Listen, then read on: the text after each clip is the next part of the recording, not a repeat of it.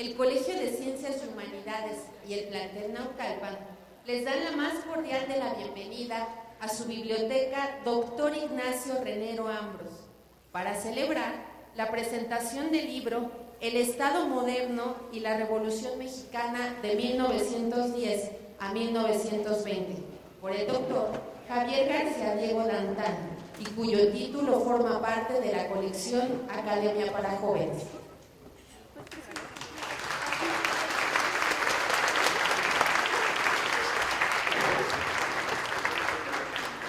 A continuación presentaremos a las autoridades e invitados que hoy nos distinguen con su presencia. Maestro Quechaba Quintanar Cano, director del Colegio de Ciencias y Humanidades, plantel Naucalpan.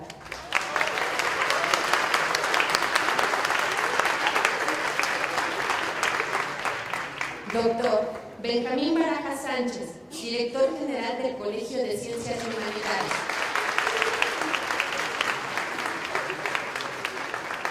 Finalmente, nuestro invitado de honor y autor del libro, el doctor Javier García Diego Dantán.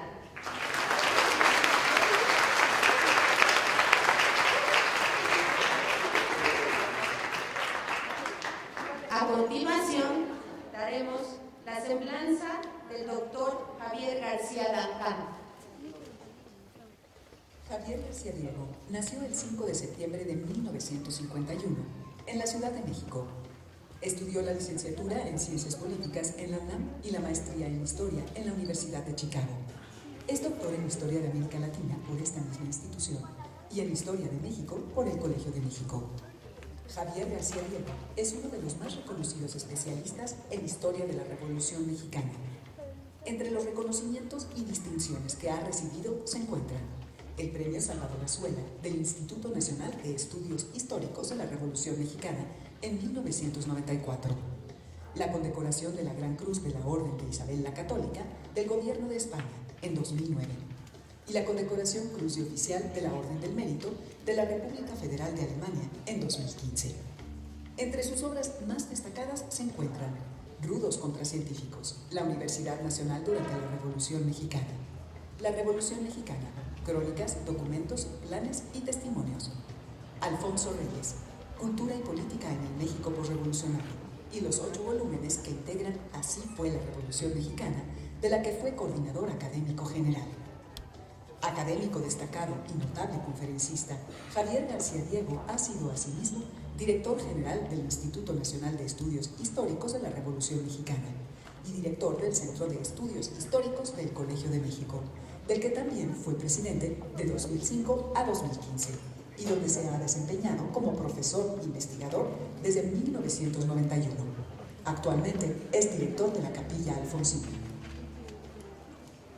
Fuerte y afectuoso el aplauso para el doctor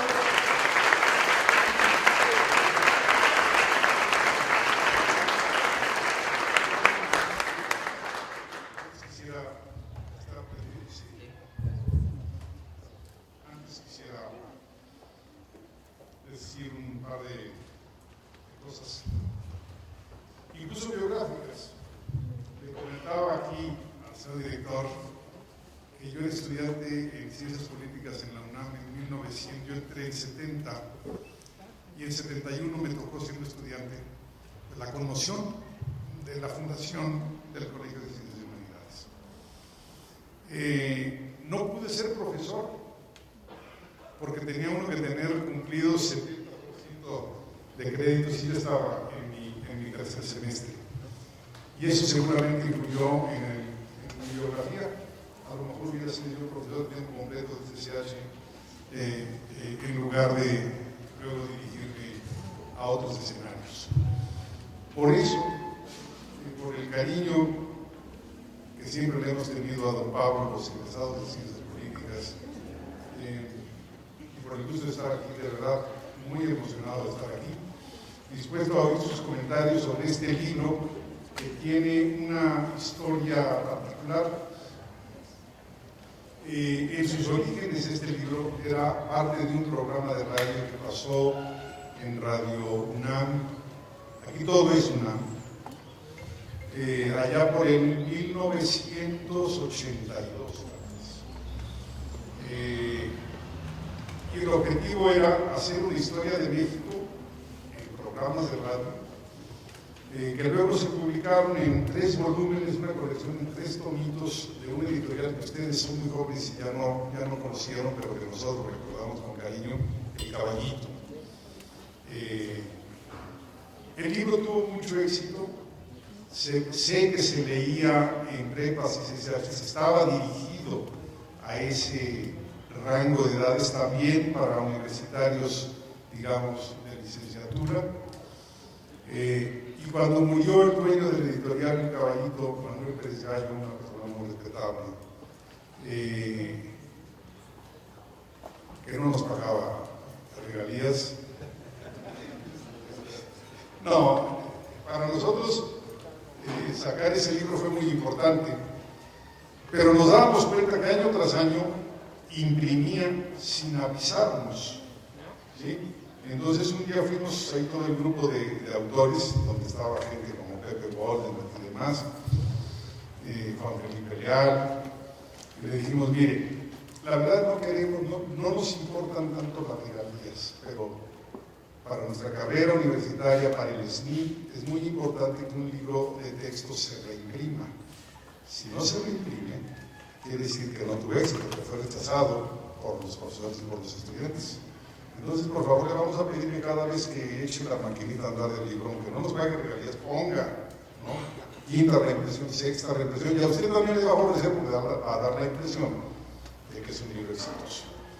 Y así se hizo, y durante muchos años este libro fue leído en CCH y prepas, y para mí es un enorme gusto venirlo a presentar mi parte ante ustedes.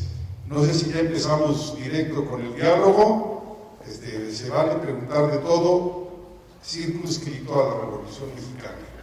Podríamos decir que yo la entiendo de 10 a 40, incluso al periodo de Cárdenas, pero claro, actualmente la historia ha tenido un protagonismo muy particular con el presidente López Obrador. Él constantemente hace referencias a la historia, constantemente hace referencias a la tercera transformación, a la que equivale a la Revolución Mexicana. Así que si quieren platicar, para él sus principales epígonos, según vemos la iconografía oficial, son Madero y Cárdenas, pero ya también ha ensalzado mucho a Felipe Ángeles. Así que de todo esto y de lo que ustedes quieran, podemos seguir platicando. Y ahora sí, soy todo oídos. Le doy la palabra a nuestra destacada profesora Piedad Solís Mendoza, quien quiere dirigir unas palabras al público. Es un verdadero honor para mí estar junto a grandes personalidades como es el maestro que nos presenta su libro, Javier García. Y ahorita acabo de saber que cuando él era estudiante, 1971 dice usted, yo me iniciaba como profesora. Imagínense nada más la altura académica que él tiene y tan bajita que yo me quedé, no de estatura, sino académicamente. Esto es para mí verdaderamente un orgullo encontrarme junto a una extraordinaria persona que ha tenido una gran investigación propositiva, con una amplia visión sobre la historia de México. Además, como ya se vio en el video, de ocupar tan importantes puestos en institutos académicos, como ejemplo, nuestra universidad. Y por otro lado, tenemos al doctor Benjamín Baraja Sánchez, actual director general de nuestro colegio y director de la colección La Academia para Jóvenes, quien ha tendido un puente entre grandes académicos del país con nuestros jóvenes estudiantes. Como prueba tenemos el Estado moderno de la Revolución Mexicana 1910, 1920 del doctor Javier García Diego. Y además, el doctor Benjamín Barajas obtiene el primer lugar en el 4º concurso internacional de aforística Torino en síntesis en el 2014. Díganme ustedes si no es un verdadero honor para su servidora estar junto a estas grandes personalidades académicas. También contamos con nuestro maestro, el director del plantel, Quechaba Quintana Cano, distinguidas personalidades por las que yo verdaderamente me siento muy orgullosa de estar junto a ustedes. Bueno, estas palabras posteriormente vendrían mis preguntas. Muchísimas gracias, muy agradecida con ustedes.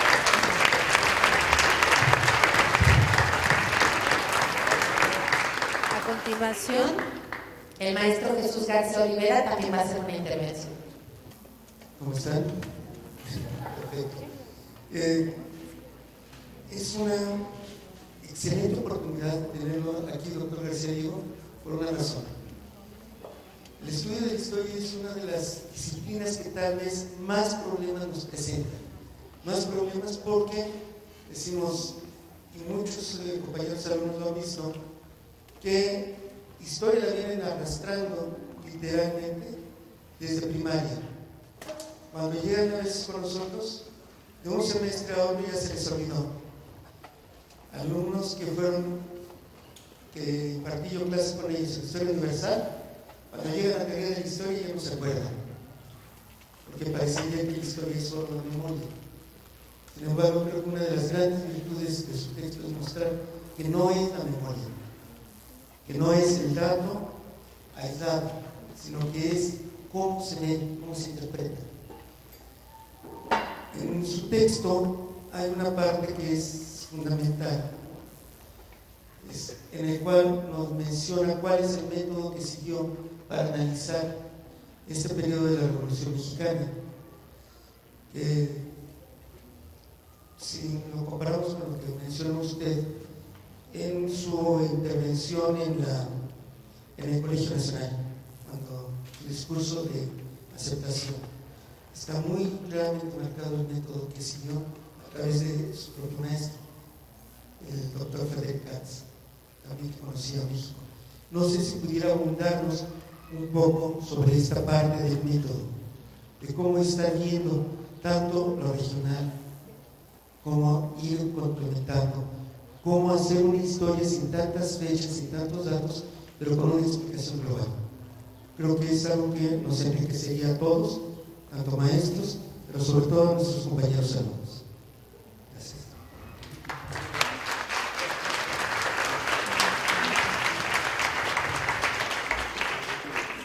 También nuestra académica Verónica Hernández Márquez quiere dirigir unas palabras. Bueno, buenas tardes. Para mí me resulta muy placentero que haya podido prevenir con nosotros, sobre todo que venga a escuchar a nuestros alumnos. Para mí me parece bien, sobre todo porque bueno, yo históricamente les he puesto a mis alumnos a leer al doctor Javier García Diego en el periodo de la Revolución Mexicana, en el periodo del Porfiriato. Entonces, en ese sentido, el día que les digo, oigan, que viene el doctor a verlos, estaban bien emocionados. Por lo menos eso me dijeron, ¿no? Entonces, de manera particular, lo que nos marca el maestro Antonio hace un momento es cierto. El problema que enfrentamos cuando damos la clase de historia en muchas ocasiones es que el joven todavía piensa que son datos y fechas. Sí tiene que ver con datos y fechas, pero no exclusivamente. Entonces, en este sentido, digo, el libro nos acaba de llegar así como que calientito, recién salido de la prensa. Y bueno, lo que en este sentido pude observar es que nos presenta que cualquier proceso histórico, en este caso el inicio de la Revolución Mexicana, no es un proceso fácil, que es muy complicado. Y es muy complicado por los actores, que los actores no es nada más el político que se lanzó a dar un discurso y que de repente está haciendo un plan político para derrocar a todo un sistema, sino que en este sentido que es complicado por los actores, es complicado por los intereses, es complicado en el sentido de las personas. No es el gran héroe, sino son todos los sectores que están interviniendo a lo largo de todo el país. Entonces, en ese sentido, me parece que es bueno el trabajo, pues no, me quedo corta, ¿no? Y que les permite a los jóvenes poder ver que cualquier hecho histórico tiene que ver con una multiplicidad, no solo de actores, sino de causas. Entonces, en este sentido, la multicausalidad para nosotros es importante verla, porque a ellos les puede presentar que un acontecimiento no se termina de ver, no se termina de revisar en la primera lectura que tú hagas, sino que en la medida que lo vas profundizando vas encontrando más y más. Entonces, en ese sentido, pues mis niños vienen ansiosos de platicar con usted. Entonces, yo me quedo aquí y doy gracias a que pudo venir a escucharnos. Muchas gracias por la participación de nuestros académicos. Y no sé si alguno de los chicos entusiastas de los que habla la maestra Vero quiere participar. Y si no me arreglo yo para que jalen. A ver, acá hay una niña que...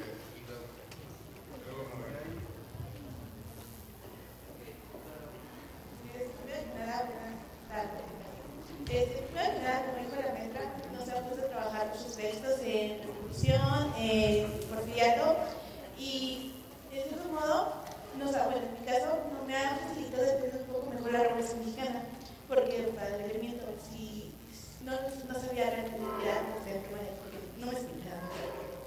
Y una pregunta que tengo es, ¿por qué decidí especializarse en estudiar la Revolución? ¿Por qué no la independencia, que también fue un hecho histórico en México, las intervenciones o algo relacionado también que marcó la historia de México? Bien. A ver, esta última pregunta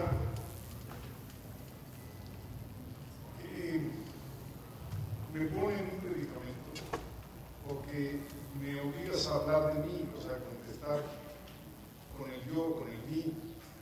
Y es algo que no suelo hacer, pero por tratarse de una pregunta, te responderé con todo gusto. Y espero que sea de interés para todos. Voy a tratar de seguir las preguntas más o menos en orden para iniciar esta conversación con ustedes. Lo primero que tengo que decir es, no vengo al CSH Naucalpan nada más. Vamos a presentar el libro en las próximas semanas en todos los planteles. Realmente es para mí un honor y sobre todo es un acto de agradecimiento porque cuando se me propuso publicar este libro dije, a cambio de ello, con todo gusto voy a presentarlo a los 5 planteles. Y lo haremos en las próximas semanas conforme se vaya pudiendo. Qué bueno que ustedes están abiertos, trabajando, porque es la mejor manera de educarse, de dialogar y de resolver los problemas, porque el problema no se niega ni cerrando o abriendo, el problema está y hay que atenderlo. Hay que atenderlo con prontitud. Veniendo ahora sí ya a los asuntos académicos que me han planteado. La primera cuestión me sorprende mucho que diga el profesor que la materia de historia le genera problemas con ustedes, los jóvenes. Yo digo, ¿cómo? Pero si la historia es la más hermosa de las materias, el más hermoso de los conocimientos. Puede ser útil, ¿sí? Yo diría que hasta imprescindible para cualquier ser humano, aunque tu disciplina profesional sea otra. Aunque seas químico, aunque seas abogado, aunque seas agrónomo, el conocimiento de la historia es imprescindible. Imprescindible primero que todo porque te da horizontes y entonces te ubica en esa hermosa pequeñez que tenemos todo ser humano. Nos hace situarnos en lo poco que somos, en un horizonte de tiempo amplísimo, pero también en lo importante que somos para el futuro, porque lo que hagamos nosotros va a repercutir en las siguientes generaciones. Eso es una de las cosas que nos enseña la historia. Toda generación ha sido importante. La historia, el presente de este país, ¿sí?, que tiene muchas cicatrices en la cara, han sido cicatrices del pasado. Hemos pagado con mucha sangre la construcción de este país y esperemos ya tener un rostro más fresco y amable en los próximos siglos. Y eso nos enseña la historia, nos enseña qué tanta sangre hemos ofrecido, qué tantos esfuerzos hemos puesto en la construcción de un país, en la construcción de sus instituciones. Por eso es valiosa la historia. Y ya en términos más personales, yo diría, además es precioso, el conocimiento histórico es precioso, hay disciplinas, hay, por ejemplo, literatura. La verdad, la literatura nos permite vivir dos realidades, ¿sí?, la que vivimos, la que tenemos todos los días y la que nos ofrece la literatura. Y la historia nos permite vivir dos tiempos. Fíjense nada más que riqueza, nos permite vivir en el tiempo que elijamos y además en nuestra propia realidad. Y concluyo con esta reflexión general sobre la historia. Seguramente ustedes han oído que dice, nadie experimenta en cabeza ajena. Bueno, pues eso no es cierto. La historia se basa en experimentar en cabezas ajenas, porque la historia no es un conocimiento inútil, la historia es experiencia procesada. Lo que nosotros aprendamos del pasado lo tenemos que utilizar para nuestro presente y para construir el futuro. En otras palabras, la historia es como la experiencia que nos permite evitar errores. No quiere decir que no los cometamos, los vamos a seguir cometiendo, pero la historia nos permite, nos ayuda a que sean menos esos errores y más las experiencias positivas. Por eso es un conocimiento hermoso, por eso cada funcionario, cada político en su distinto ámbito está obligado a conocer historia, ¿sí?, para no cometer errores que ya se cometieron. Pero no es nada más el político. Y eso aquí en el director del plantel debe conocer la historia del plantel para saber cómo se fue construyendo, qué cosas no repetir, qué cosas han sido positivas para el plantel. Y me imagino que es una reflexión diaria. Siempre tenemos que pensar cómo se resolvió esto antes, cómo fue que lo enfrentamos, qué experiencia nos dio. En ese sentido, la historia es fascinante, es imprescindible, es un conocimiento que no podemos, como seres humanos, evitar. Lo que nos distingue de los animales, bueno, son muchas cosas, pero una de ellas es que nosotros sí nos preguntamos por el pasado. Ellos viven en la inmediatez. Hay algunos seres humanos que quieren vivir en la inmediatez. Ustedes saquen el silogismo. Me preguntaron por ahí de la metodología. Bueno, la metodología en historia varía, ¿sí?, dependiendo de si uno hace historia política, historia cultural, historia económica, pero digamos que hay principios imprescindibles, principios compartidos. Yo diría, uno, a mí me interesa la pregunta que yo le formulo a la historia, siempre se presenta, perdón por la cacofonía, desde el presente, desde nuestro tiempo. Las problemáticas que hoy nos ocupan son las que le vamos a formular al pasado. Yo les puedo, y tiene que ver esto con lo que me dijeron, ¿por qué Revolución Mexicana? Cualquier historiador les podría decir, si ustedes van a las bibliografías de hace 30, 40 años, el tema electoral, la historia electoral del país, la historia de los partidos políticos en el país, era menor. Si ustedes van a la bibliografía de la historiografía mexicana de los últimos 30, 40 años, la historia de las mujeres era prácticamente inexistente. Hoy en día, por los problemas del presente, por la realidad del presente, tenemos que enfrentar nuevas preguntas al pasado, tenemos que resolver nuevas preguntas al pasado. Eso es lo fascinante de la historia. Entonces, siempre desde el presente, siempre preguntas relevantes, Si ustedes no hacen una pregunta relevante a la historia, no son historiadores, son anticuarios, pero no historiadores. El historiador hace preguntas relevantes que impacten en el desarrollo posterior o del país o de la institución o del continente o del mundo, o lo que sea, dependiendo de su ambición geográfica, ¿sí? Ese será su límite. Y ya que menciono la ambición geográfica o el limitante geográfico, voy a ir a Katz, pero antes quisiera todavía decir un par de cosas. No hay una verdad en la historia. Nunca van a llegar ustedes a la verdad. Recuerdo un diálogo entre dos historiadores mexicanos muy conocidos, seguramente los han leído y oído. Enrique Florescano le decía un día a don Edmundo Gorman, no es que la verdad es, y entonces Edmundo Gorman le dijo, con toda esa sabiduría que te da la edad y el relativismo, le dijo, dígame su verdad, Enrique, y yo luego le digo la mía. En historia, a diferencia de otras disciplinas, puede haber dos verdades distintas, ¿sí? Y no ser incompatibles, dependiendo de cómo nos acerquemos al pasado, ¿sí?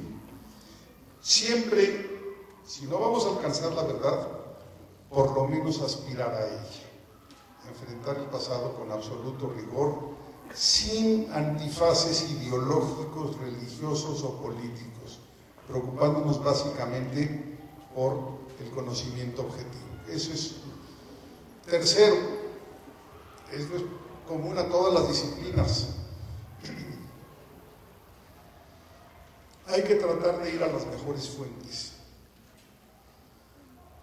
primarias, impresas o manuscritas, o sea, ir a los archivos, ir a las hemerotecas.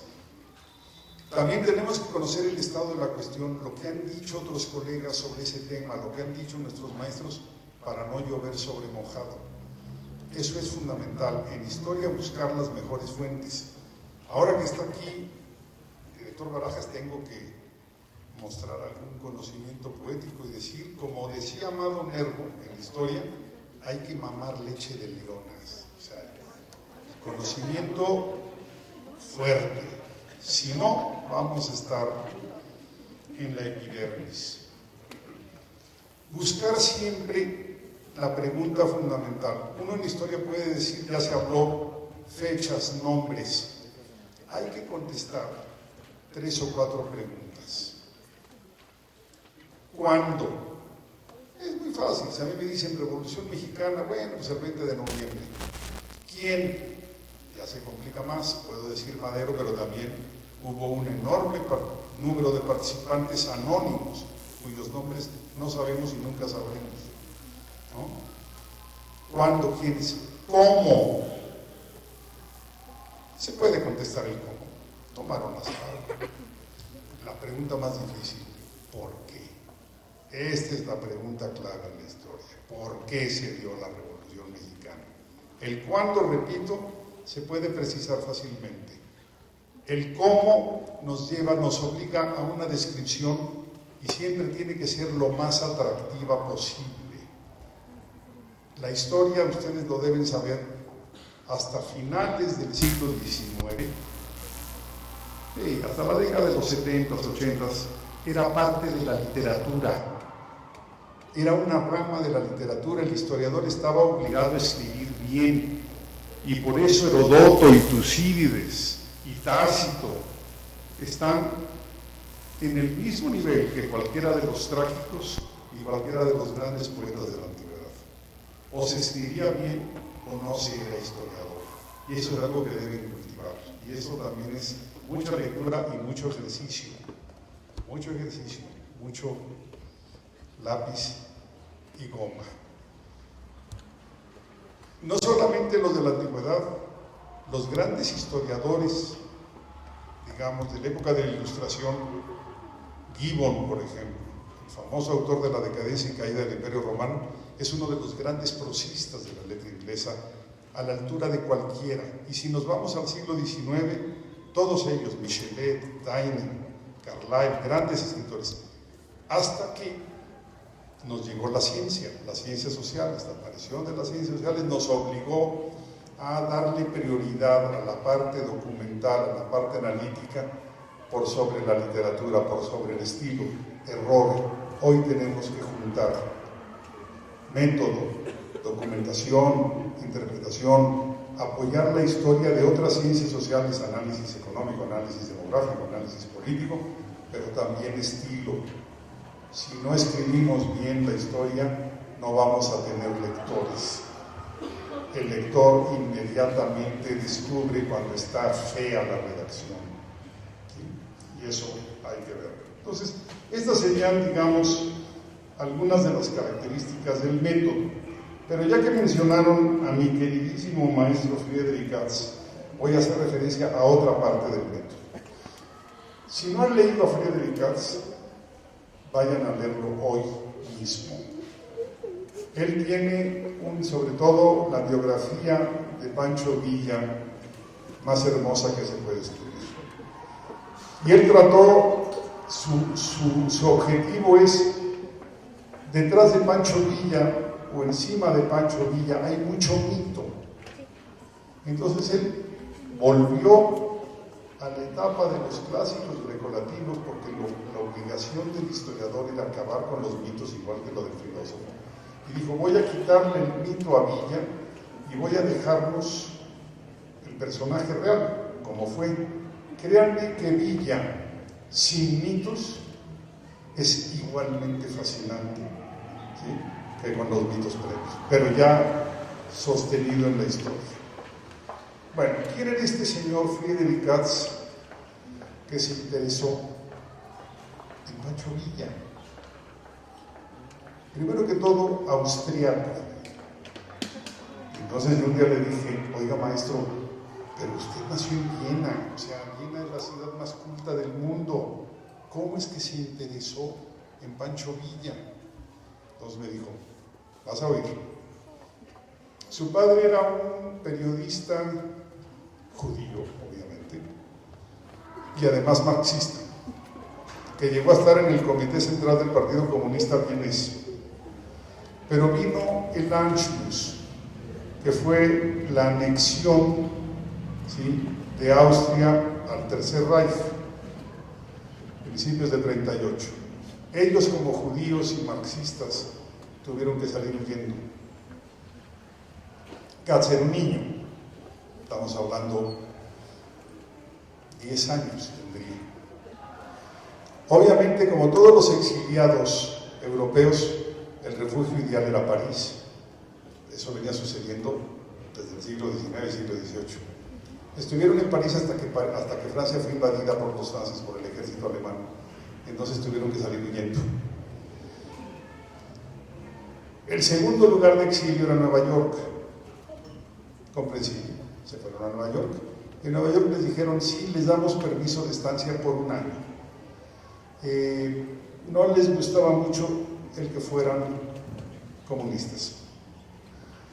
Al año se les avisó que su permiso terminaba y se enteraron que había un presidente en un país que Katz nunca se había imaginado que iba a conocer, que se llama México, el presidente Lázaro Cárdenas, que estaba dando visas a los judíos perseguidos en el mundo.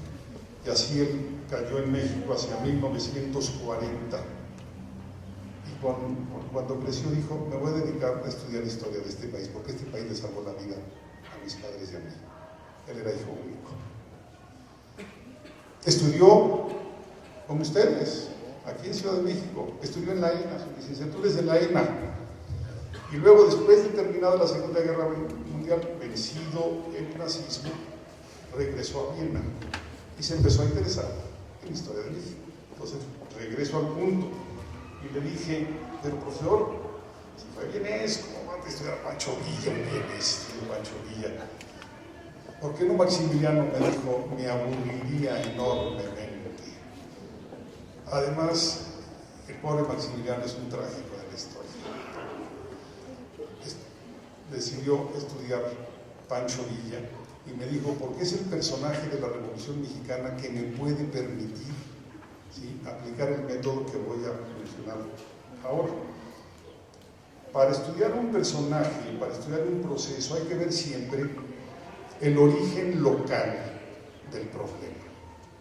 ¿Sí? Entonces estudia Chihuahua. Y no solamente Chihuahua, porque Villa en realidad no nació en Chihuahua. Seguramente ustedes han oído que el revolucionario chihuahuense no nació en Chihuahua. Nació en un pueblo que se llama La Coyotada, Durango. Tuvo que salir de ahí por problemas legales y se asentó en Chihuahua. Pero luego dice entonces, una perspectiva local, estudiar los pueblitos en los que Villa creció, La Coyotada, Durango y sobre todo Parral, el sur de Chihuahua, frontera con Durango. Luego, lo regional, el norte de México. No se entiende el villismo si no se analiza el norte de México. Luego, lo nacional. Estudiar todo México, el impacto de Villa en la Revolución Mexicana. Y finalmente, lo internacional. Villa es un personaje que incidió hasta en el estallido de la Primera Guerra Mundial. De esa magnitud de Pancho Villa. ¿Sí? Entonces, siempre hay que ver todas las dimensiones geográficas posibles. Siempre. Todo fenómeno histórico tiene más que una entidad geográfica. Siempre tendrá varias. Y siempre tendrá además la multicausalidad. Si ustedes creen que hay un problema que se puede explicar por una causa, no. Revisen, súmenle más causas, búsquenle otros condicionamientos, porque una causa, y a eso vamos a ir ahora, no es suficiente. Me decían también, la profesora, que algunos de sus alumnos han leído páginas mías. Estaba viendo este librito. Ustedes están muy jóvenes para saberlo, pero este libro fue muy importante en México. Se hizo una edición, un intelectual, un historiador que se llamaba Daniel Cosío Villegas, muy importante, un gran constructor de instituciones, un gran mexicano, hizo la historia mínima de México. Pero luego decidimos, y ahí yo participé, 30 años después, en 2004, que la historia había cambiado, que ya había historia económica, que ya había historia de las mujeres, que ya había historia, incluso que la Iglesia Católica en México tenía un papel histórico, porque antes, con esta visión un poco jacobina, se le marginaba o se le veía como enemigo. Entonces, bueno, historia de la vida cotidiana. La portada es un cuadro de Arrieta, es parte de la vida cotidiana, es una cocina mexicana, porque no hay nada más importante para entender historia que entender la vida cotidiana. Entonces hicimos la nueva historia mínima de México. El objetivo era jóvenes como ustedes. Se imprime cerca de 1 millón de ejemplares al año. Cada generación de estudiantes demanda una historia mínima. Si ustedes van a una tienda, a una librería, no tienen que decir Historia Mínima de México del Colegio de México. Dicen Historia Mínima y el librero sabe a qué se refiere. Entonces hicimos una colección de historias mínimas de todos los temas. Ahora llevan como 50 volúmenes. Pero esta nueva historia mínima, obviamente colectiva, nos ha dado muchas gratificaciones, porque, claro, puede haber polémicas de interpretación, pero nunca ningún reseñista nos ha encontrado errores, y eso es muy grato. Y lo segundo, ha sido traducida a 20 y tantos idiomas. Me estaban diciendo el otro día que acababa de aparecer la traducción en croata. Entonces, cuando me preguntan les digo que sí he sido traducido a otros idiomas, aunque es en un libro colectivo, les digo pues sí. Yo tengo un capítulo que ha sido traducido al inglés, al francés, al alemán, al ruso, al farsi, al croata, al polaco, al italiano, al portugués, como Carlos Fuentes. Y me ayuda mucho en mi estilo. Pero también hay un texto que publicó la UNAM que yo quiero mucho, que ojalá se venda aquí. Es de la célebre colección Biblioteca del Estudiante Universitario. Para mí, la colección más querida que ha impulsado la UNAM. En el año del bicentenario, el director de esa colección, un universitario muy querido que se llama Fernando Curiel, escritor también, decidió hacer tres tomos. Uno para la independencia, otro para la reforma y otro para la Revolución. Y a mí me encargaron el de la Revolución, y de verdad es un libro al que le tengo mucho cariño. Es como toda esa colección consiste en eso: introducciones y luego documentos. Es solamente sobre temática mexicana. Señor director, si no lo hay que... No, seguramente si es de la UNAM.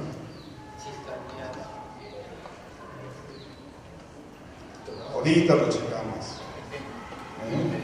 No, sí. Se llama La Revolución Mexicana Crónica. La citaron en la bibliografía: crónicas, documentos, planes, testimonios, algo así.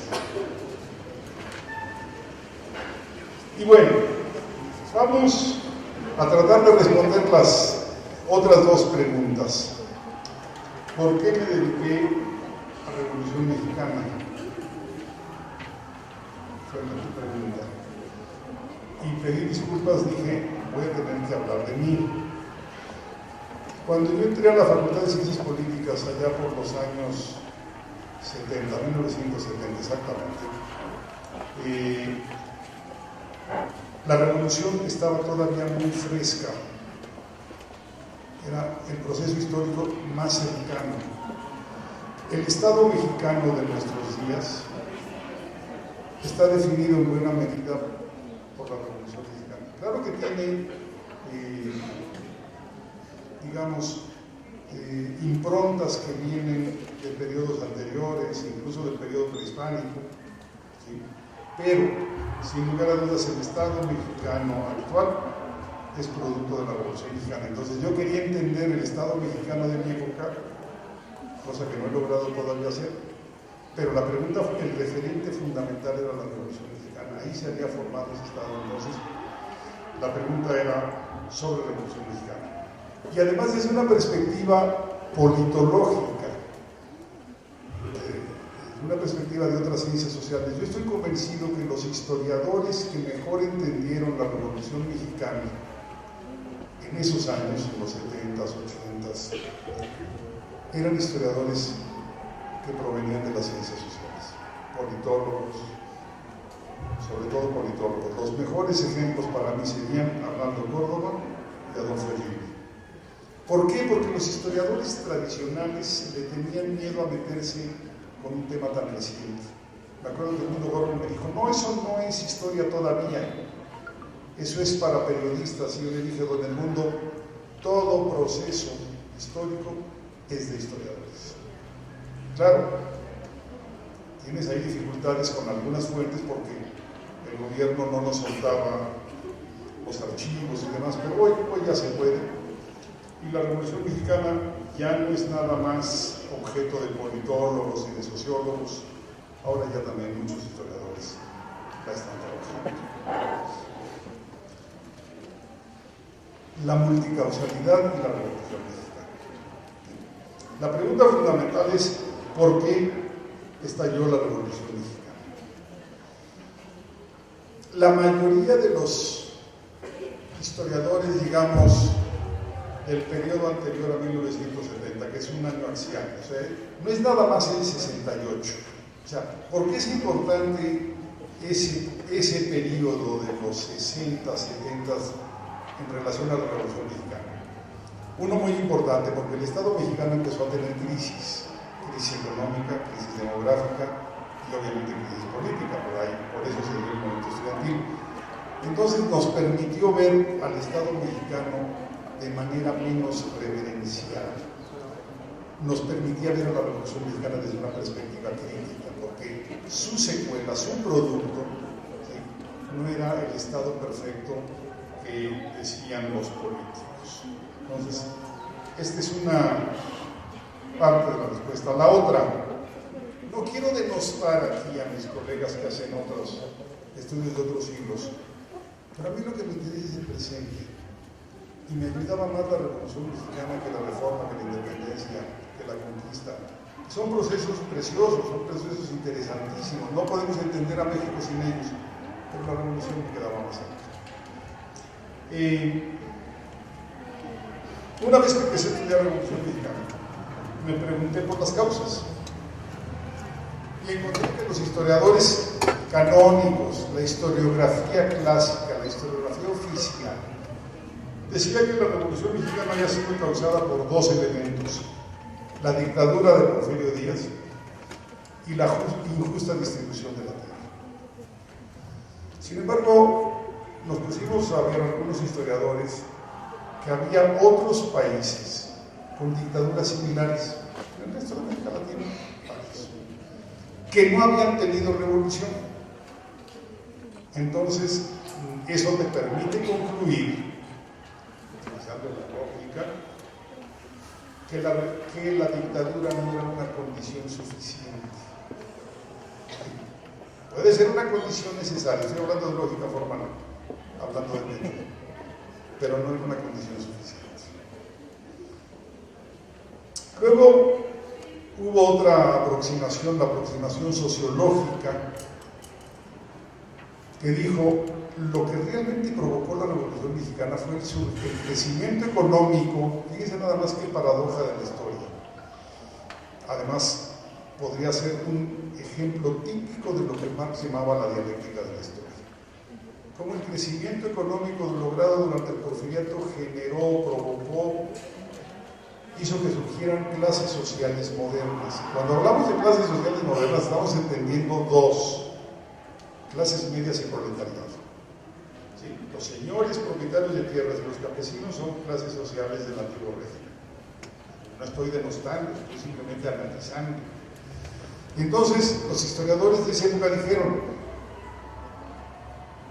es el surgimiento de estas clases sociales modernas lo que provocó la revolución, porque el gobierno de Porfirio Díaz no tenía la capacidad, la ductibilidad, ¿sí?, para resolver los reclamos de estas clases sociales. Por ejemplo, el reclamo de democracia que le plantearon las clases medias, Madero, o el reclamo de las condiciones que le pusieron enfrente los obreros, Cananea y Río Blanco. El problema es que vemos otros países de América Latina que también tuvieron crecimiento económico, que también tuvieron clases sociales modernas. Pienso sobre todo en Argentina, en Chile, en Brasil, incluso en este pequeñito país que se llama Uruguay, en donde hubo clases sociales modernas y no hubo revolución. Por lo tanto, tampoco era una condición suficiente. Es más, en esos países estas clases sociales modernas fueron elemento de estabilidad. ¿Sí? Las clases medias demandaban democracia, bueno, había elecciones en esos países. Los trabajadores demandaban ciertos derechos laborales, había permiso, había derecho a la sindicalización, había derecho de huelga, y eso amortiguaba los conflictos. ¿Qué pasó entonces? Para explicar la Revolución Mexicana, que México era el único país de toda América Latina que tuvo una condición única, una combinación intransferible, una combinación única. México fue el único país que tuvo dictadura, injusta distribución de la tierra y desarrollo económico. ¿Cuál fue el efecto de esto? Fíjense ustedes qué interesante, jóvenes. Si hay una dictadura, pero no hay una clase social media y un movimiento obrero que reclame cambios políticos, lo que va a haber es un cuartelazo. Otro general militar vinculado a la oligarquía va a tomar el poder. ¿Sí? Si hay una injusta distribución de la tierra, pero no hay crecimiento económico, los campesinos van a organizar una rebelión campesina o una rebelión indígena. Por lo general, tristemente hay que decirlo, están destinadas a ser vencidas, con toda la justicia histórica de su causa, pero destinadas a ser vencidas por razones básicamente militares. En cambio, si hay crecimiento económico, esos campesinos que organizan una rebelión pueden establecer alianzas con las clases medias y con el proletariado. Y esa es la respuesta a la revolución, a la pregunta de las causas de la revolución mexicana. Esa es la combinación única. ¿Por qué se dio la revolución mexicana? Porque hubo alianza entre clases medias, campesinos y trabajadores. Si no hay participación pluriclasista, no es revolución. Ahí está la esencia del tema. Esa es la verdadera respuesta a por qué estalló la revolución mexicana. Ahora, ustedes me van a decir, bueno, sí, pero la explicación esta de la combinación única, y además la palabra única, suena a teología, ¿no? Está muy difícil de aterrizar para ser analizado históricamente. Entonces, quedémonos con esta combinación única. Combinación única quiere decir la posibilidad de la alianza multiclasista. Esto es lo fundamental. Que Madero pueda llamar a las armas a los campesinos, que Carranza pueda llamar a las armas a los campesinos, que el movimiento obrero pueda establecer alianzas con los batallones rojos, por ejemplo, con tal facción política, con tal facción campesina, que se puedan reunir en la Convención de Aguascalientes. Eso lo permite, ¿sí?, la participación pluriclasista. Pero repito, no quiero quedarme en el análisis teológico. El porfiriato fue un periodo muy largo de la historia. Todo periodo así de largo puede ser, digamos, analizado por periodos. Todo gobierno de esa longitud, de ese tamaño, debe ser víctima, debe ser objeto de un análisis por periodos. Entonces, el gobierno de Porfirio Díaz tiene por lo menos 3 periodos que podemos detectar claramente. Uno, el de el ascenso y consolidación. Llega al poder hacia 1877 y ya para 1800, fíjense cómo no voy a dar fechas precisas, porque los historiadores no somos agentes del registro civil. Somos historiadores, entendemos procesos, no fijamos fechas. Entonces, entre los 1888 y 92 podemos decir que Porfirio Díaz no solamente ascendió al poder, sino que ya se consolidó. ¿Cuál es la pregunta fundamental y cuál es la respuesta obvia? ¿Por qué estaba consolidado? Porque ya se podía reelegir indefinidamente. O sea, ya era dueño del aparato político. Tan dueño que es el único personaje de nuestra historia que le ha dado el nombre al periodo histórico de su santo patrón. Ni Juárez lo ha logrado. ¿Sí? No le decimos al periodo de Juárez el benitismo, ¿verdad?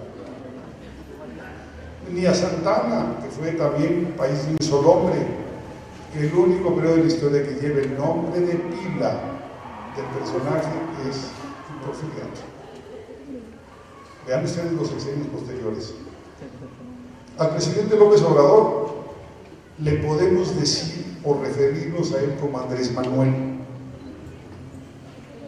Habla bien de él, pero al periodo no le llamamos el andresismo, ni el pejismo. ¿No? Todavía no sabemos cómo lo vamos a calificar. Eso, la historia también es juez, la historia puede ser muy severa, la historia al final es la que define, y eso por eso es importante. Bueno, entonces, ¿qué podemos hacer? Está el periodo de ascenso y consolidación, luego está el periodo de auge, crecimiento económico, estabilidad política. Dije estabilidad, no dije democracia, O sea, se prolongó en el poder sin oposición, se reelegía sin problemas. Cada 4 años había una fiesta por la reelección de Porfirio Díaz sin ser cuestionado. Pero vino el último periodo, el periodo de la decadencia, de la crisis, y enfrentó crisis en todos los aspectos de la vida pública, en el político, en el económico, en el social, en el diplomático, en el cultural. Se derrumbó, fíjense qué curioso, un país que estaba gozando de gran crecimiento económico y de enorme estabilidad, de repente en cosa de años se derrumba todo. Esa es otra de las lecciones que nos da la historia.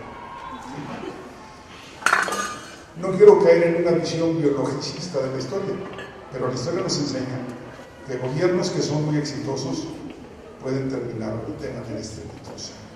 Yo creo que el caso más reciente que tenemos de eso en México es el de Salinas de Gortari. Durante unos años muy aplaudido y al término de su gobierno prácticamente vituperado. ¿Cómo andamos? Pero es que yo quisiera que luego preguntaran y no quiero aburrir aquí a los jóvenes. Entonces, el tercer momento del gobierno de Porfirio Díaz tuvo crisis de todo tipo, crisis política, económica, social. Voy a hacer referencia nada más a la crisis política. ¿Sí? Ya quedó claro que la dictadura no es la causa que lo derrumbó. Algunos historiadores han dicho el envejecimiento de él y de su sistema. Yo diría, puede ser, aunque conozco presidentes viejos muy talentosos, o políticos viejos muy talentosos, y políticos jóvenes muy torpes. Hace 6 años tuvimos un presidente joven y hermoso, dicen, ¿no? Ahí se los dejo. No voy a comentar más. Entonces, la juventud no es la garantía de un éxito político. Pero Porfirio Díaz envejeció. Porfirio Díaz tenía lo que se llama la mecánica sucesoria muy definida, muy clara, la reelección indefinida. Y eso le había dado enorme estabilidad a su periodo. Pero cumplió 70 años. Él nació en 1830 y en 1900 cumplió 70 años. No se rían, ya casi no nació pues. En ese entonces 70 años eran muchísimos. El promedio de edad, no solamente del mexicano, sino del habitante del mundo occidental, era mucho menos que eso. Porfirio Díaz empezó a pensar, ¿cuál va a ser la mecánica sucesoria? ¿Cómo garantizo que después de mí mi modelo tenga estabilidad y continuidad? Él tenía 2 grupos de apoyo, los reyistas y los científicos. Dijo, bueno, una alternancia. Unos años los científicos y otros años los reyistas. Luego dijo Porfirio Díaz, no era tonto, Dijo, no, a ver, si no estoy yo, ¿quién garantiza la alternancia? ¿Quién garantiza que el científico le dé el poder a los reyistas y los reyistas se lo regresen a los científicos? Además, no son modelos complementarios, pero ninguno tiene un modelo cabal de gobierno. Cada uno cumple ciertas funciones. Entonces tuvo que escoger uno, y escogió a los científicos, a Corral, y lo que generó es que el otro grupo se fuera a la oposición, pero era un grupo con experiencia gubernamental, con prestigio, con redes, con presencia. Entonces, Porfirio Díaz, digamos, al pasar de un sistema con 2 patas y convertirlo en un sistema con una sola pata, le generó una enorme inestabilidad y se inventó una oposición que no existía antes. Esa sería, digamos, la parte de la crisis política. Ya no voy a meterme en las otras crisis, voy a saltar al siguiente factor. Para que exista una revolución tiene que haber, repito, en nuestro caso la combinación única, la decadencia completa del régimen anterior. Si no, no hay revolución. Tienen también que haber los actores pertinentes. Si no hay los actores pertinentes, se va a perder la oportunidad, va a fracasar el movimiento armado, pero se condiciones favorables. Tienen que haber condiciones favorables. Y por último, la coyuntura, lo que Mao decía, la chispa que encienda la pradera. Si no hay estos factores, es muy difícil que se dé una revolución. Y créanme que la revolución es otra vez tu pregunta, ¿por qué me interesó? Porque es un tema fascinante. ¿Cuántas revoluciones ha habido en el mundo? Revoluciones. La inglesa, la francesa, la rusa, la china, no llegamos a 10 auténticas revoluciones. La mexicana es una revolución auténtica que produjo íconos y produjo una gran transformación sociopolítica. Pero entonces, brinquémonos las demás causas, la económica, la social, la cultural, la diplomática, y vayamos a los actores. Porfirio Díaz eligió, ¿sí?, al grupo de los científicos, a Ramón Corral como su vicepresidente, para que él, a su muerte, continuara con el gobierno. Una relación simbiótica, ¿sí? Por cierto, ¿cómo lo hizo Porfirio Díaz? Es interesante. Restableció la vicepresidencia, pero no restableció la vicepresidencia original. En la Constitución de 1824 en México teníamos vicepresidencia, pero un pésimo diseño constitucional. Pero también los personajes históricos, eso es lo primero que deben saber ustedes, jóvenes, para que no vean la historia. No todos los personajes históricos son de bronce. Olvídense de las estatuas, eso no es historia.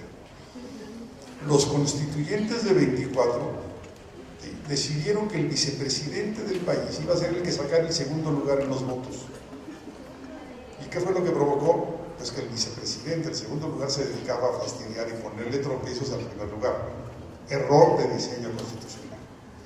En la Constitución de 57 se eliminó la vicepresidencia y quedó que, en ausencia del presidente, el presidente de la Suprema Corte asumía el Ejecutivo. Por eso llegó Juárez a la presidencia en 58. Y así nos quedamos, hasta que Porfirio Díaz reformó la Constitución de 57, que no permitía el vicepresidente, o no lo contemplaba. La reforma en 1903 para las elecciones de 4, pero no restablece esa vicepresidencia del 24, sino que establece una vicepresidencia parecida a la norteamericana. El vicepresidente es un personaje escogido por el presidente para que lo acompañe, es una mancuerna, es un compañero de fórmula, es tu más cercano colaborador, el que va a continuar con tu proyecto. Bueno, Porfirio Díaz entonces elige a Corral, pero se empiezan a presentar problemas. Son los años de la crisis. Cananea. No voy aquí a hacer el recuento de Cananea, simplemente les quiero decir que Cananea está en Sonora. Ramón Corral era el jefe de los científicos de Sonora. Entonces se le achaca al grupo científico la crisis de Cananea. 1907-1908, gran crisis económica. Los científicos controlaban a través del IMANTUR el sistema económico, entonces se les achaca la crisis económica. Todo esto para beneficio de los revistas que crecían en prestigio, diciendo nosotros si hubiéramos resuelto bien Cananea, nosotros no hubiéramos tenido crisis económica, nosotros debimos haber tenido la vicepresidencia, Bernardo Reyes debe haber tenido la vicepresidencia. Porfirio Díaz en 1908, después de la crisis de Cananea y después de la crisis económica, le dio una entrevista célebre a un periodista que se llama Krillman. En la entrevista a Krillman le dijo básicamente tres cosas. Y digo básicamente porque la entrevista es mucho un texto de boato a Porfirio Díaz. Él quería prepararse para el centenario y ascender al altar de la patria. Él quería que en Estados Unidos fuera visto como un gran personaje de rango internacional, pero para México dijo tres cosas importantes. Yo no voy a participar en las elecciones de 1910, claro, ya tendré 80 años, imagínense. Pido que se organicen en partidos políticos y voy a garantizar unas elecciones de 1910 competitivas y transparentes y democráticas. Eso es lo que le dijo a Krillman. Los revistas leyeron de la siguiente manera la entrevista. Dijeron los revistas, se está arrepintiendo de Corral y quiere que compitamos los científicos contra los revistas. Se equivocó. Se equivocaron los reyistas porque venía el centenario. Yo estoy seguro que Porfirio Díaz no iba a ceder la presidencia antes del festejo del centenario. Él quería ponerse a la altura de Juárez y de Hidalgo y de Morelos, como intentó hacerlo. Pero la historia es muy canija. En septiembre quería ser parte del altar de la patria, parte de la historia del país. En noviembre fue expulsado a patadas de la historia nacional. Así son las consecuencias. Entonces, cuando de esa entrevista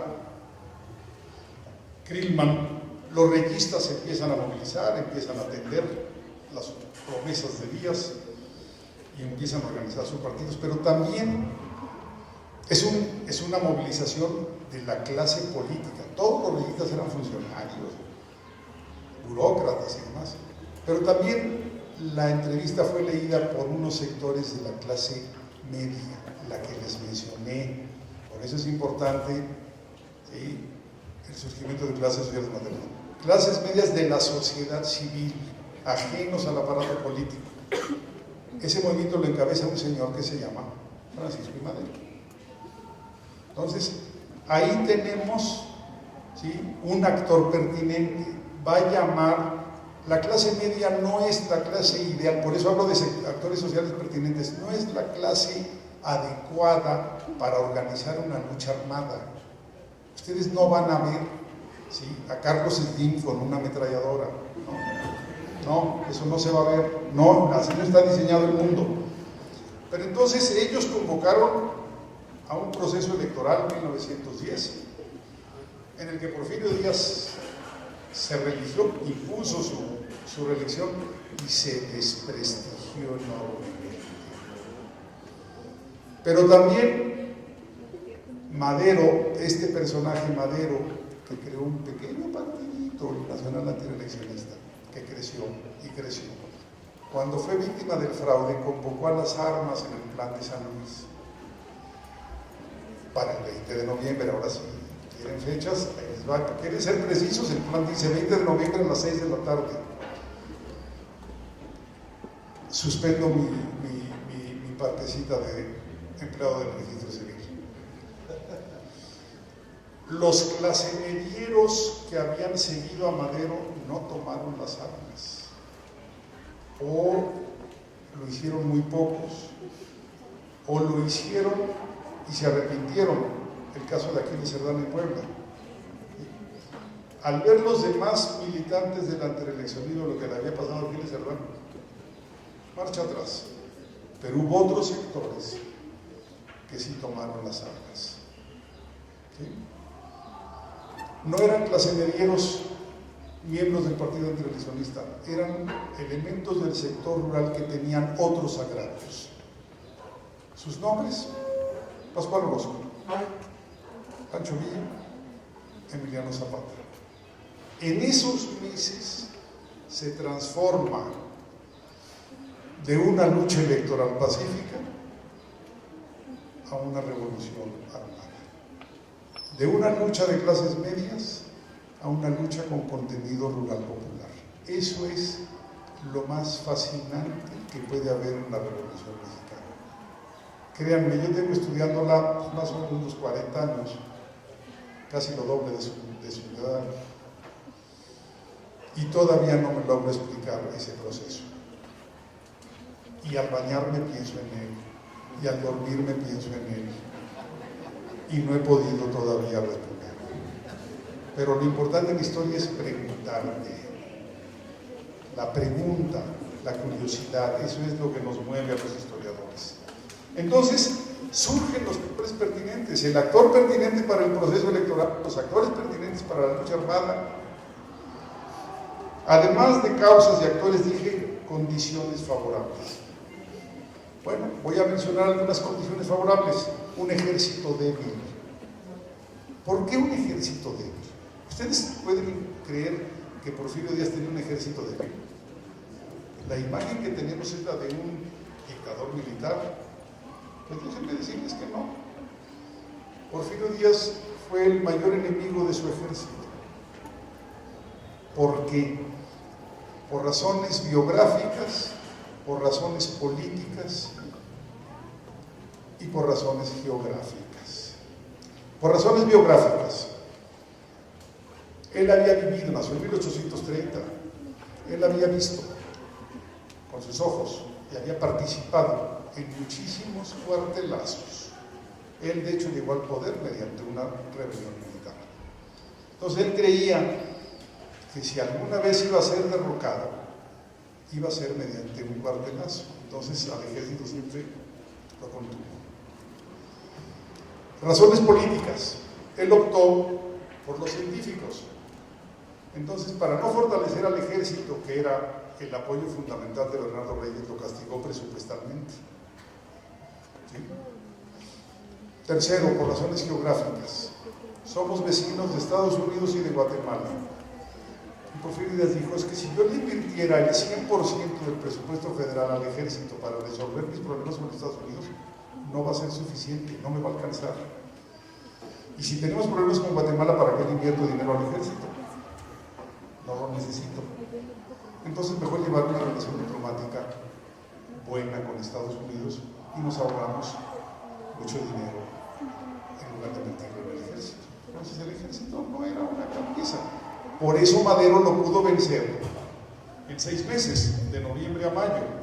Y créanme que Madero estaba muy lejos de ser el Napoleón de Coahuila, o sea, no era lo suyo. Condición favorable, el ejército de... Condición favorable, ser frontera con Estados Unidos. Un país armero, un país que vendía armas y municiones. Sobre todo, había muchas armas en ese momento en que Estados Unidos había entrado en paz interna y en paz internacional. Ya había terminado el conflicto de la guerra hispano-cubana en 1898 y la guerra con los apaches estaba prácticamente concluida. Entonces había muchas armas en el sur de Estados Unidos dispuestas a venderse a los revolucionarios mexicanos. Esa es otra condición favorable. Y concluyo, la coyuntura. ¿Cuál fue la coyuntura? Las elecciones de 1910. Porque el proceso comenzó con una etapa pacífica electoral, hubo un fraude y entonces, de manera legítima en términos políticos, se llamó a las armas. No voy a decir si no hubiera habido elecciones, no hubiera habido, porque el hubiera no existe en la historia. Es un verbo inexistente. Nosotros vemos lo que pasó, no lo que hubiera pasado. Y esa es mi última reflexión sobre el método de la historia. Gracias, jóvenes.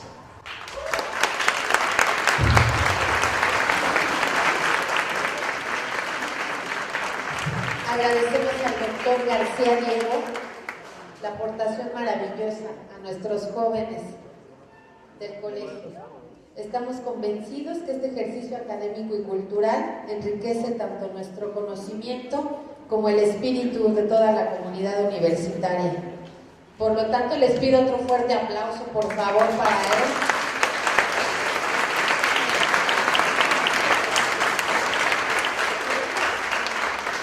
Y enseguida, pues, damos paso de nuevo a dar el espacio para los comentarios de nuestros queridos alumnos y profesores en una ronda especial para él. Pregunta, doctor, en el tema antecedentes, problemas, causas, en la página 20, en el antepenúltimo y último párrafo, indica que la cercanía con Estados Unidos ayudó al estallido de la revolución. Con armas, pertrechos, como acabamos de decir, refugio y espacio para labores de organización, y que la vecindad con Estados Unidos favoreció al movimiento armado. Sí, exactamente. Entonces aquí mi pregunta era, ¿qué opina usted al respecto de la huelga de Cananea, que Sonora, que era de capital norteamericano? Aquí, ¿cuál sería el interés de Estados Unidos de haber participado con este apoyo Y posteriormente, precisamente viene lo que ya nos dijo, la entrevista vía escrita. Saber lo de Cananea, porque es muy interesante. Fíjense lo que es la historia. Cuando empezó el porfiriato, México no tenía capital propio, no había ahorro, lo que los economistas llaman ahorro interno. Si se fijan, en el siglo XIX mexicano no hay construcciones, no van a haber un edificio, una institución grande del siglo XIX. Son de finales del porfiriato, casi del principio del siglo XX, cuando ya empezó a haber noticias. Porque la inversión europea mandaba dinero, mandaba capital y mandaba técnicos. Ya, gracias a eso tenemos la benemérita industria cervecera, que yo consumo cotidianamente. Pero vino el crecimiento de Estados Unidos. Entonces Estados Unidos podía, una vez que pasa de la guerra de secesión, que empieza el crecimiento económico fuerte, puede mandar capital, puede mandar técnicos y puede mandar trabajadores. Y en Cananea había una colonia de trabajadores norteamericanos muy fuerte. Los trabajadores mexicanos, Cananea era una de las minas más importantes, nueva, reciente, el dueño era el Mr. Green, pagaba bien, pero pagaba mejor a los norteamericanos. Había ahí un desequilibrio y les daban los mejores empleos. A unos los ponía en la carpintería o en la herrería o en la oficina y a otros los mandaba al socavón de la mina. Entonces, lo que comenzó en Cananea fue un conflicto entre trabajadores mexicanos y norteamericanos, con muertos y demás. Entonces, para proteger a esa mina y proteger a la colonia norteamericana fue que entraron los Rangers. Estuvieron unas horas, aplacaron a la población, pero Porfirio Díaz y los científicos se quedaron con el balcón de falta de nacionalismo. Entonces, es un proceso sin lugar a dudas importante. Y concluyo esta pregunta con lo que sigue. La historia es fascinante. En 1910, ser frontera con Estados Unidos era una condición favorable a la revolución, pero hoy a lo mejor es lo contrario. Yo creo que hoy Estados Unidos buscaría una enorme estabilidad en México, porque de lo contrario, Mr. Trump estaría en problemas porque el flujo de migrantes sería terrible. No sé, inclusive más.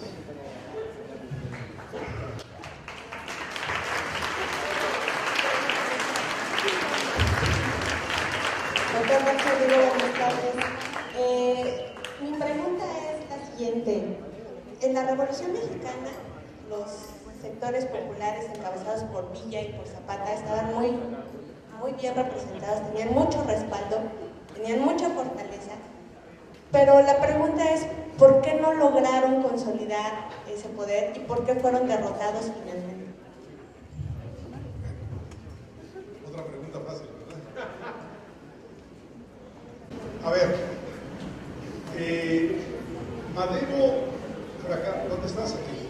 Madero obviamente fracasó como gobernante, no como opositor. O sea, su movimiento electoral fue espléndido, creció, concientizó, politizó, desprestigió a Díaz, vino el movimiento rebelde, repito, por las condiciones favorables ya mencionadas, cayó Porfirio Díaz, pero fue pésimo gobernante, cayó a los 14 meses.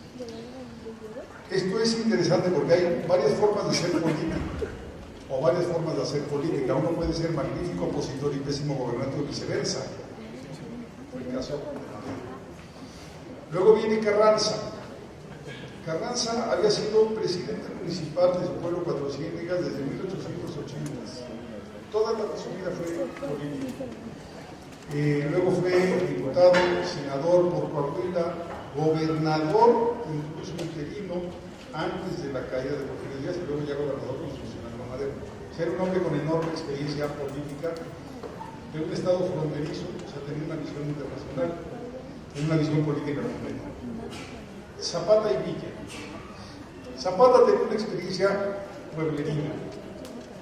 No estoy de mexicano, estoy diciendo, él había vivido toda su vida haciendo política pueblerina en su pueblo, en San Miguel Alecuilco.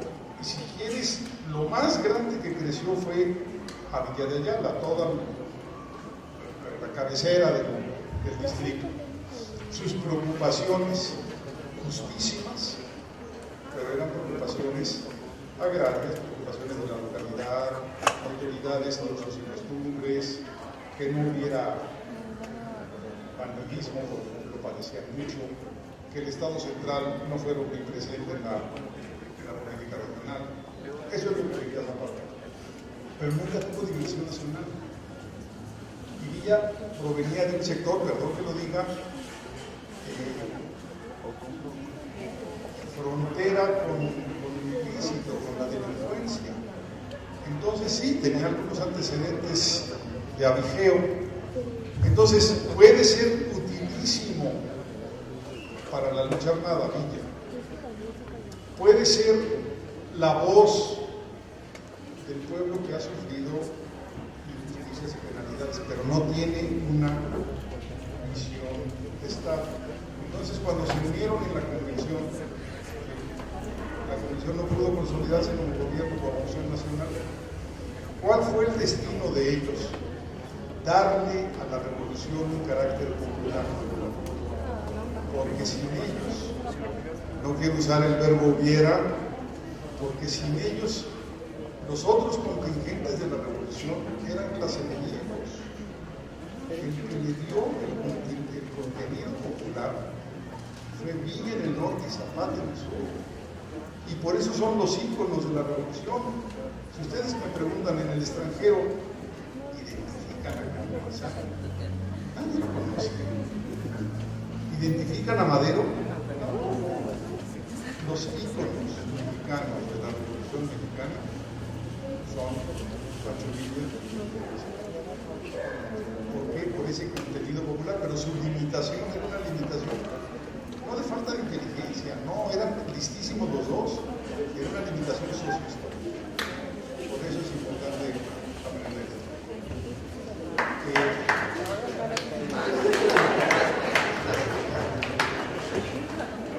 Creo que lo más importante que tenemos ahora es que estos sectores populares adquieran una visión de Estado. Es el reto de nuestros días, porque son los responsables de la política nacional.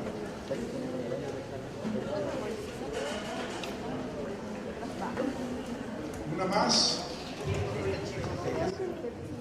Pues yo viendo el título del libro que se presenta, me surge, creo, una pregunta obligada. En mucho, el Estado se configuró a raíz de la Revolución Mexicana. Un Estado que otorga derechos, un Estado de bienestar, un Estado social. Y sin embargo, este Estado que se configura a partir de la Constitución de 1917 empieza a desdibujarse en los 70s y los 80s con la llegada del neoliberalismo y todo este proceso de globalización. Y la pregunta es la siguiente.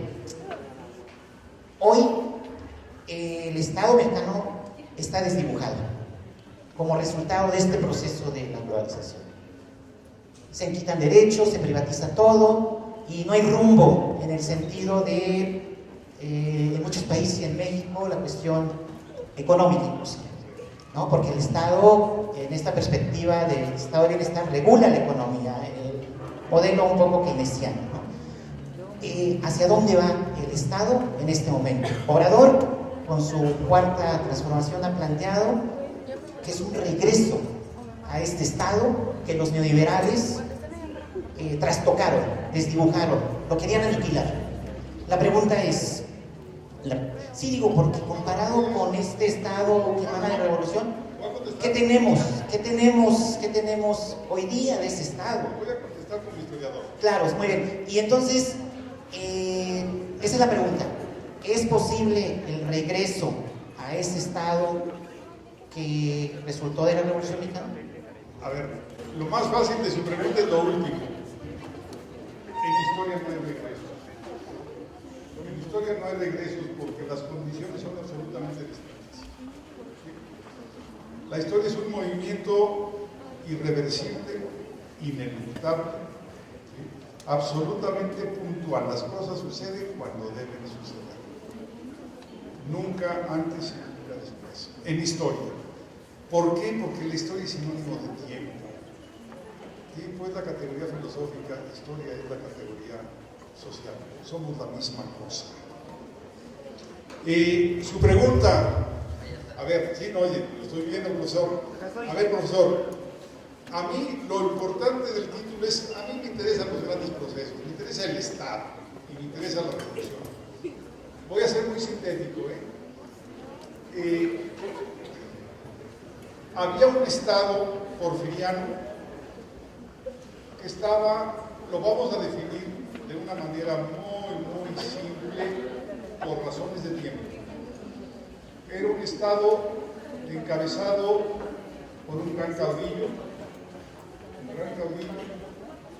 en alianza con la burguesía nacional, con la oligarquía nacional, porque la oligarquía, a diferencia de la burguesía, tiene apetencias políticas, es lo que dicen los clásicos griegos. La oligarquía son el gobierno por las familias. Eso lo había, ¿sí? También había otra característica, dado que había poco ahorro interno, el motor de la economía nacional era la inversión extranjera. Una clase media emergente y un proletariado emergente, reducidos todavía, y un gran campesinado prácticamente sin acceso a la vida social, sin derechos, sin propiedad, sin educación, sin nada. Ese es más o menos el porfiriato. Viene la revolución y hay un gran cambio. Para aquellos que digan que la revolución es lo mismo que el porfiriato, se equivocan rotundamente. En la historia no hay repeticiones y no hay regresos. ¿Qué es el porfiriato? ¿Qué es el estado de la revolución? Es un estado dominado por clases medias. Obregón, Calles, pónganle los nombres que quiera, Rubio, el que sea. Clases medias revolucionarias porque participaron en una revolución, pero no radicales. Esa es una característica. Hay revoluciones menos radicales que otras. La mexicana fue una revolución no radical. Y esas clases medias tienen un gran soporte de los sectores populares que sostienen al Estado mediante organizaciones, CTM, CNC, ligas agrarias, a cambio de concesiones. ¿Qué concesiones? El artículo 27, el artículo 123. Para ponernos menos juridicistas, reforma agraria y derechos sociales para los trabajadores. Dado que la revolución es medio nacionalista, ¿sí?, crece el capital interior vinculado con un sector empresarial vinculado, al sector político. Los negocios de los Obregones, de los Calles, de todos los líderes populares. Viene el cardenismo. El cardenismo modifica esa matriz, ese estado, y le da más poder a los sectores populares y reduce o prácticamente extingue ese binomio empresarios políticos. Cárdenas no tolera ese binomio. El problema de Cárdenas es que hizo un legado moral el suyo, ningún otro gobernante siguió con su proyecto, y rápidamente se restablece el binomio de políticos empresarios, y rápidamente empieza a disminuir, no en los 70, profesor, empieza a disminuir desde los 40 el impulso de la reforma agraria y el radicalismo del movimiento obrero. Para decirlo rápido, con personas, Lombardo Toledano sustituido en la CTM por Fidel Velázquez. Con eso está dicho prácticamente todo. Se podía seguir dando concesiones no radicales a los sectores populares a través de la política social. México tenía recursos para política social. Pero vinieron los 70, ciertamente, y se vuelve a cambiar la matriz, vuelve a cambiar la naturaleza del Estado. Los empresarios empiezan a conquistar espacios políticos, espacios de poder. La clase media revolucionaria no radical tiende a desaparecer y los derechos de los trabajadores se limitan al máximo. La reforma agraria ha desaparecido, no hay tierras ya que distribuir. Y en ese modelo estábamos. Es lo mismo, con cambio de nombres y cambio de partido, pero repito, un empresariado con creciente influencia política, una clase media revolucionaria cada vez más desangelada y menos concesiones sociales hasta la cuarta transformación. ¿Qué es lo que propone Andrés Manuel? Fíjense con qué confianza le podemos decir su nombre. Yo nunca le hubiera dicho a Enrique, ¿qué propone Enrique? Pues, ¿a quién se le hubiera ocurrido decirle así a Peña Nieto? El caso es que lo que propone, el nuevo Estado que está proponiendo, ¿sí?, es un Estado en donde los sectores populares recuperen los espacios, la influencia y la importancia que habían tenido en el periodo cardenista. Que es lo mismo que el periodo cardenista, no. Uno, porque el empresariado hoy en día es mucho más fuerte que entonces. Dos, porque la clase media de hoy es mucho más fuerte que entonces. Porque hay oposición política que no existía en el cardenismo, porque hay instituciones políticas que no conoció Lázaro Cárdenas, porque el contexto internacional es distinto. Entonces, en resumen, lo que está buscando Andrés Manuel, otra vez con un régimen muy caudillista, muy personalista, como Lázaro Cárdenas y como Porfirio Díaz, es tener un Estado con bases sociales más amplias y con mayores beneficios. Eso es como yo lo veo.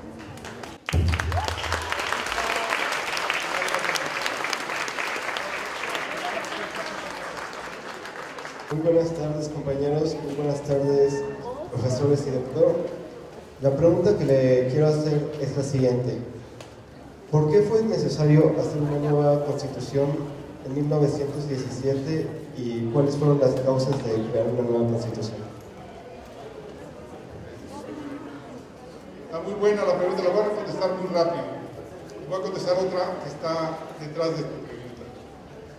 Una, la Constitución de 57 fue hecha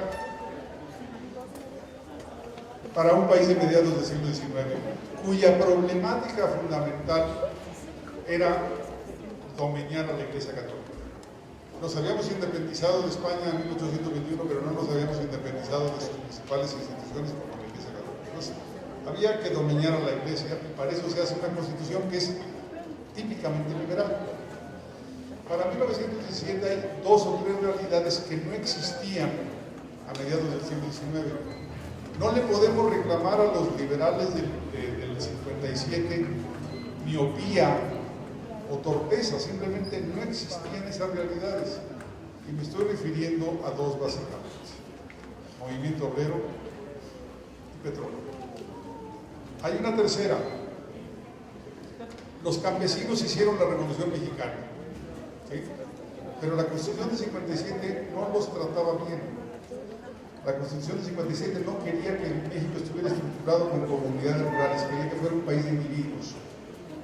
Después de haber hecho la revolución, los zapatistas, los menistas, ¿cómo les dices que regresamos a la Constitución de 57? Tenía que haber una Constitución que protegiera sus intereses, desde los obreros, desde las clases medias, que atendiera al petróleo, una Constitución. Ahora, y con eso concluyo ahora sí, que si queremos una nueva Constitución, yo diría, con estos diputados, miren su cabeza.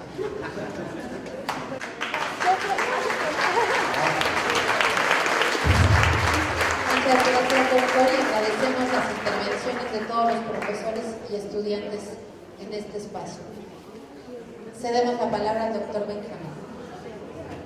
Pues yo agradecer al doctor García Diego su presencia en este queridísimo plantel del CCH, agradecerles a ustedes, queridos alumnos, su interés, y estoy segurísimo que se llevan muchas enseñanzas que ahorita todavía las van a procesar. A los maestros, y sí quiero pedirle a los maestros que le den una cooperación al doctor, porque ya les hizo la mitad del curso de Revolución Mexicana en síntesis. Y la otra que sí quiero comentar como lector del libro, mi visión que fíjense, a mis 55 años y modestamente con un doctorado en letras, y de alguien que sí le gusta la historia y que dudó entre letras e historia, era muy negativa, absolutamente negativa, de madre. Y que leo este libro y digo, es cierto, ese es el gran personaje, uno de los grandes personajes de la revolución, pero no el gran gobernante, como lo acaba de decir el doctor. Y el libro es una espléndida obra para ser leída, esa prosa que tiene, lo digo como literato. Entonces se los recomiendo muchísimo y también para que les cambie su visión de Madero. Muchas gracias a todos y buenas tardes. Dejamos las palabras finales, como lo es la entrega de la constancia por su valiosa participación, de manos del maestro Quechada Quintana Cano.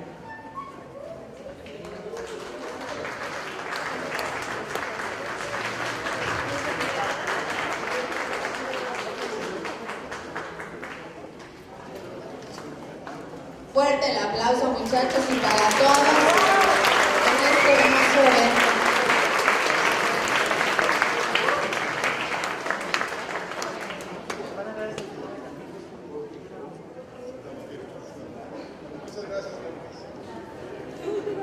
Agradecemos al doctor García Diego por su presentación y a todos ustedes por su participación en este evento.